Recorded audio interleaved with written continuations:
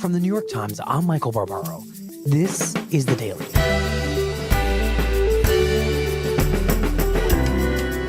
Today, for Israelis, it's a historic milestone for the Jewish state. For Gazans, it's the latest betrayal of the Palestinian people. Two views of the relocation of the American embassy to Jerusalem. It's Tuesday, May 15th.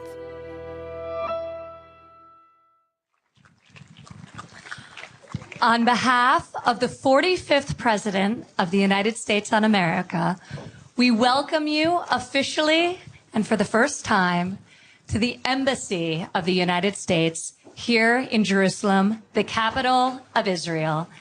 Thank you. David, what's happening in Jerusalem on Monday? So today, Ivanka Trump and Jared Kushner arrived here with the Treasury Secretary, with a delegation of American members of Congress and the Senate, with a number of spiritual leaders from Jewish community and evangelical community in the United States, for a big ceremony marking the move of the United States Embassy from Tel Aviv to Jerusalem. David Halbfinger is the Jerusalem bureau chief for The Times. Ladies and gentlemen, we are about to begin our ceremony. Please remember to silence your phones now. Going back to the formation of the State of Israel, Jerusalem was going to be set aside in a way unto itself as basically an international city. It wasn't given to either side. Mm-hmm. And for Israel today, which increasingly wants to be known as the nation state of the Jewish people, for the United States to declare Jerusalem the capital of Israel and to move its embassy here, to Jews, it's a vindication. It's an acknowledgement of what they feel has been denied for some time now. Ladies and gentlemen, please join me now in welcoming Ambassador David Friedman, and please be seated. It began with the ambassador of the United States, David Friedman. He is a former bankruptcy lawyer for President Trump. He's an Orthodox Jew. On this exact day, 70 years ago, at almost this exact time, David Ben-Gurion declared Israel's independence. Just 11 minutes later, President Harry Truman caused the United States to be the very first nation to recognize the reborn State of Israel. Palestinians remember that time with a very different set of emotions. May 15th for Palestinians is called Nakba Day. It's the day they consider the catastrophe when hundreds of thousands of them were expelled from or fled from their homes in what became Israel. And for them, it's the day really of mourning. And so the idea that the United States was going to be making this move on the eve of that particular anniversary was seen by many as quite a provocation. 70 years since that memorable event, almost to the minute, the United States finally takes the next step. A step awaited, voted upon, litigated, and prayed for all these years. Today, we opened the United States Embassy in Jerusalem, Israel. So Mr. Friedman a number of times said he was welcoming them to the embassy in Jerusalem, Israel. For many years, American children born in Israel, when they got their passports, those passports would say Jerusalem as the city, and the country would be left blank. Mr. Friedman was making a note in his own subtle way there that this is no more, that for the United States, Jerusalem is very much a part, and not just a part, but the heart of the State of Israel. So right from the beginning, we have this far-right representative of the United States president provocatively claiming that Jerusalem is the capital of Israel. That's right. The Palestinians have always felt that the United States was not exactly a neutral, unbiased arbiter of the peace process. They've always had complaints that, Israel was its ally, and the Palestinians always had to compete with that. But now they're basically saying, look, all pretense has been dispensed with. The United States and Israel are solidly just about in the same shoes, not just, side by side. Why should we treat the United States as a fair-minded mediator to any talks. They've responded by walking away from the table and slamming the door and, are looking for somebody else to step in. In December of last year, President Trump announced to the world that the United States would finally recognize the truth, that Jerusalem is the capital of Israel. We went from Ambassador Friedman to Ivanka Trump and Jared Kushner. By moving our embassy to Jerusalem, we have shown the world once again that the United States can be trusted. We stand with our friends and our allies, and above all else, we've shown that the United States of America will do what's right, and so we have. Who's with Ambassador Friedman has been really quarterbacking the Trump administration's attempt at a peace process. Mm-hmm. I am here today as a proud American and the grandson of Holocaust survivors. He harkened back to his grandparents who had survived the Holocaust. After the war, they built a new life in America, a beacon of hope, a land of limitless opportunity. In my office in the White House, I keep a photo of them on my desk to remind me of how high the stakes are when nations fail to recognize right from wrong, and the decisive power America has to tip the scales in favor of the righteous. It was an interesting idea. In effect, I found myself wondering, as I listened to this, whether he was suggesting that, like his grandparents who put the Holocaust behind them, the Palestinians ought to really just put the past behind them and move on. It is now my great honor to call upon the Prime Minister of the State of Israel, Benjamin Netanyahu. In Prime Minister Netanyahu's remarks, there was an energy to them that I hadn't seen before. What a glorious day. Remember this moment. There was almost palpable relief. There was genuine excitement. This is history. He talked historically, but he also talked very personally. And I'll tell you that I spent the first 3 years of my life in this neighborhood. He had lived just a few blocks from the embassy site and recalled walking through what then were fields with his older brother and being warned, don't go too far, don't go up where the embassy actually sits now. Because my mother told me, you can't go any further. This was near the border. It was exposed to sniper fire. Because that would put the two of them in sniper range from the Jordanian side. That was then. This is now. Today, the embassy of the most powerful nation on earth, our greatest ally, the United States of America, today its embassy opened here. Netanyahu was born in 1949. He's just a year younger than the country itself. So he could chart his own life by its life cycle. Last December, President Trump became the first world leader to recognize Jerusalem as our capital. And today, the United States of America is opening its embassy right here in Jerusalem. Thank you, President Trump, for having the courage to keep your promises. David, is all this happening because Donald Trump is in office? In other words, does this reflect a larger shift in the way that Americans are thinking about Israel? Or is it all about his administration and its vantage point on this? That's a really interesting question. I mean, what are we talking about? Are we talking just about the embassy move? Are we talking about recognition of Jerusalem as the capital? If we're talking about those things, I don't think they happen under a different president. I really don't. But I think you're touching on another question, which has a little bit more to do with Prime Minister Netanyahu. The Jewish population in the United States is still heavily to the left of center.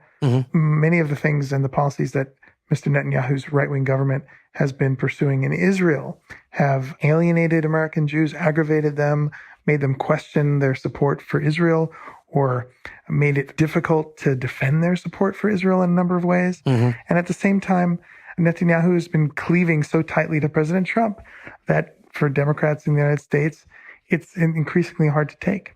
And David, what about average Israelis? How did they feel about the relocation of the embassy from Tel Aviv to Jerusalem? This is a very divided country politically, but the move of the embassy, I was pretty surprised to learn that even left-leaning Israelis and politicians really could get behind it. For many people, the fact that Israel alone really in the world had this very recognizable, very well-established capital city that was denied the recognition that they believed it deserved was galling and grating. And to have that lifted finally is a really welcome thing. There's broad agreement among Israelis that Jerusalem should be seen as their capital and treated as such by the rest of the world. Peace will come upon us. Peace will come upon us. Peace will come upon us and everyone. Meanwhile, and finally, David, was there any acknowledgement of these deadly protests at the ceremony today in Jerusalem, which is just, I guess, a few dozen miles away? Yes, Jared Kushner actually did make some note of it, just very glancingly. But other than that, people there were applauding the president. They were listening to the lyrics of Hallelujah. But it was a very striking contrast to what was happening just an hour's drive away. Thank you so much. Thank you, David. Really appreciate it.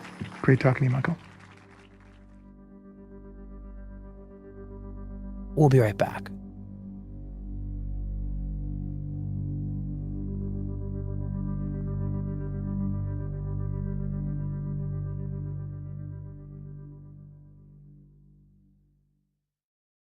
Hiring? Every business needs great people, and a better way to find them. Something better than posting your job online and just praying for the right people to see it. ZipRecruiter revolutionized hiring.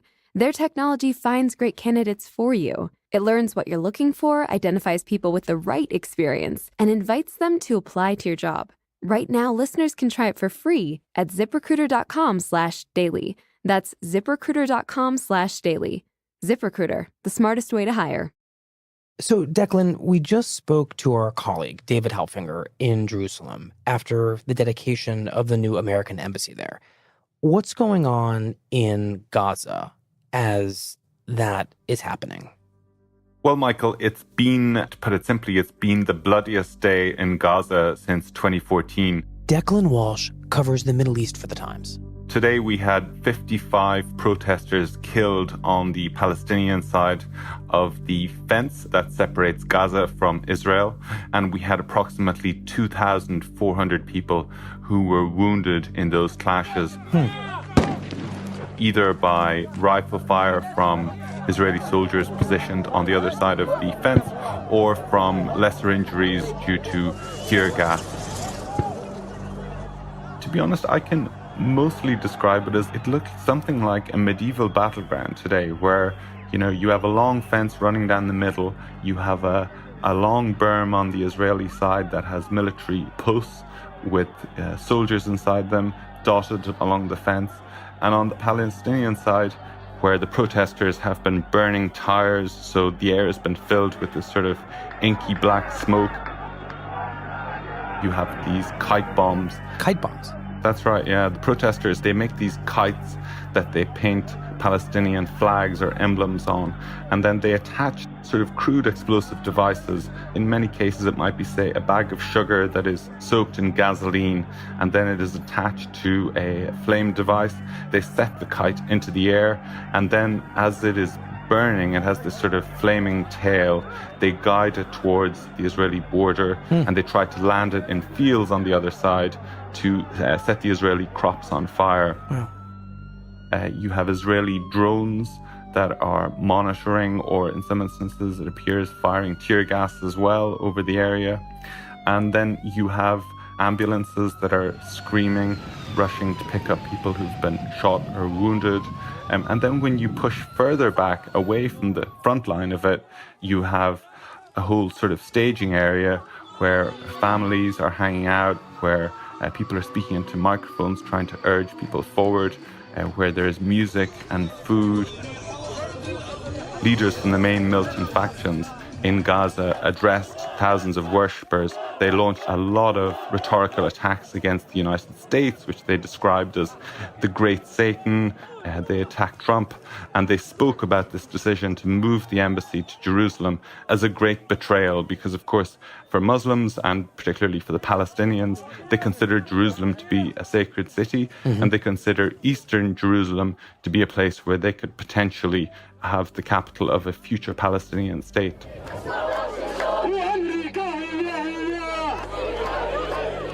For many Palestinians, the declaration by the Trump administration that it was going to move the embassy to Jerusalem really signaled that the Americans are no longer willing to play the role of being an impartial mediator between them and the Israelis in their historical struggle. And so a lot of the rhetoric that I heard on the ground today for these protests was specifically directed at the United States.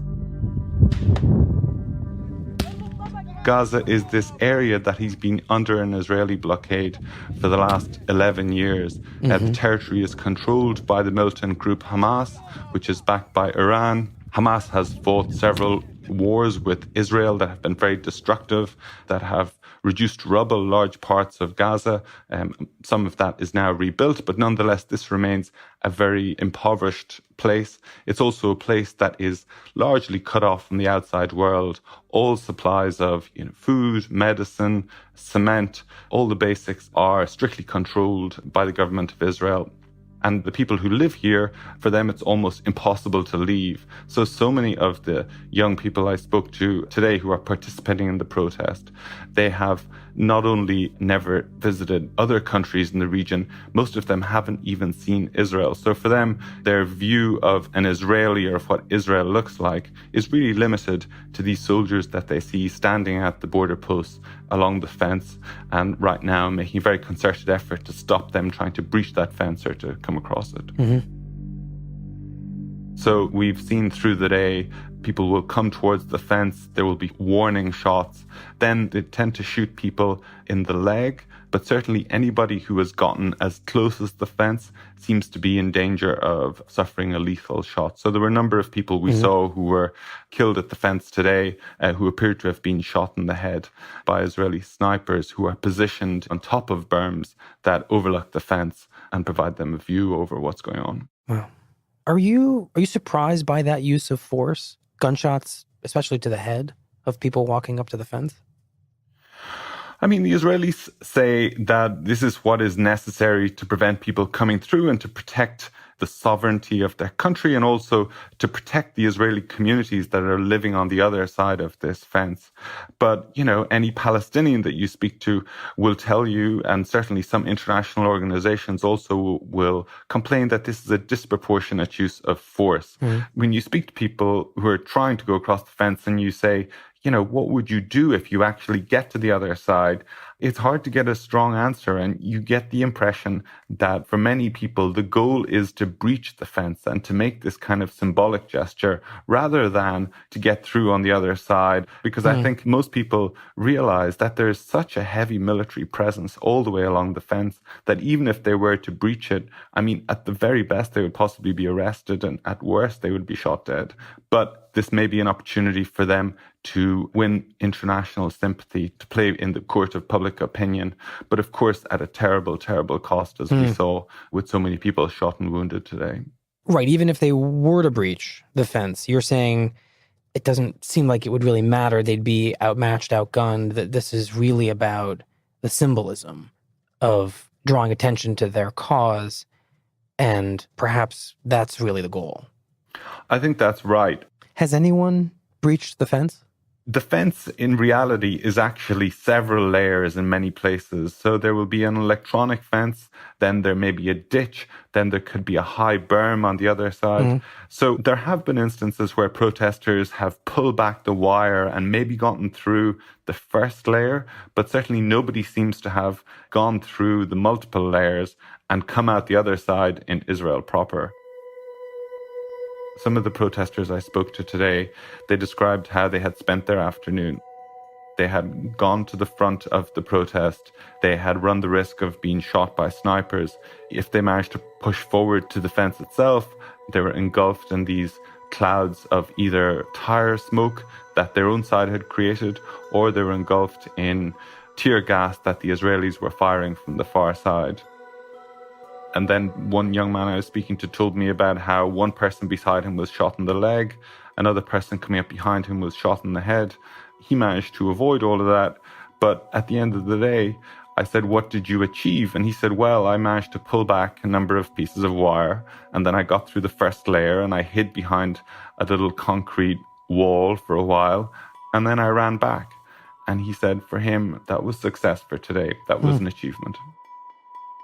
At the best, the goal is to cut some wire, pull back a couple of bales of wire, and those are the trophies, if you like, that you see young people carrying back from the fence, these lumps of wire that they've managed to take out of it, but not really to put a serious breach in the fence itself. I have to say, that seems extremely futile and kind of sad that people who are demanding something so big are going away with something so small. Yeah, I mean, you got to ask yourself why, if you were a young Gazan, you would want to take these huge risks to your life to push towards this fence, knowing that you could be shot down by an Israeli soldier on the other side.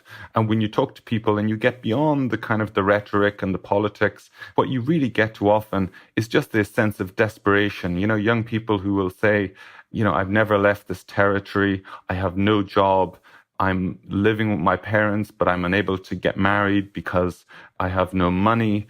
And so there's a sort of attitude of people saying, well, to be honest, I don't have much to lose. So for me, these kind of protests are an opportunity to express myself. And even if that involves a threat to my life or the potential of being killed, that's the threat that I'm willing to take in order to make this point and to try and project their point of view into the world. Finally, our colleague David was saying that when the Israeli state was recognized 70 years ago, this joyous moment for Israelis, that same day is remembered as the catastrophe for Palestinians. And it feels like here we are again, 70 years later to the day, with these two groups experiencing the same thing, the declaration of the embassy, as in one case, a moment of great joy, and in the other, as the ultimate injustice. That's right. You just have to look at the contrasting scenes on this very small patch of land. Today you had in Jerusalem the ceremony at the embassy, and then 60 miles down the road inside Gaza, you had these scenes of despair, of violence. And really, I think for Palestinians, even the things that they thought that they could count on, for instance, the fact that the US would at least consider holding out the position of the embassy as a bargaining chip and potential negotiations with the Israelis, that has been snatched away from them as well. And the decision to move the embassy is really seen as an emblem of what they call that treachery. Declan, thank you very much. It was a pleasure to talk to you. Thank you too.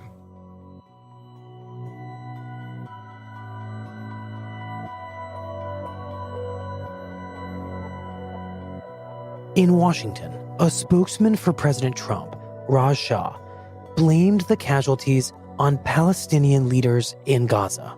Well, we're aware of the reports of continued violence in Gaza today. The responsibility for these tragic deaths rests squarely with Hamas.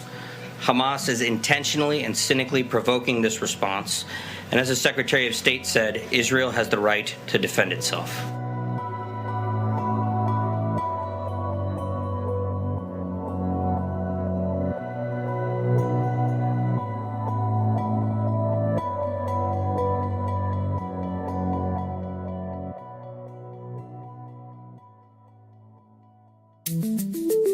Here's what else you need to know today.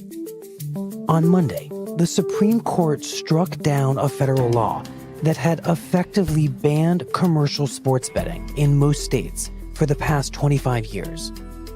The case revolved around a 1992 law that prohibited states from authorizing sports gambling over fears that it could lead to cheating by athletes and coaches. But a majority of the justices ruled that the law violated states' rights under the Constitution. The Times reports that as a result of the ruling, sports betting is expected to quickly expand across the country.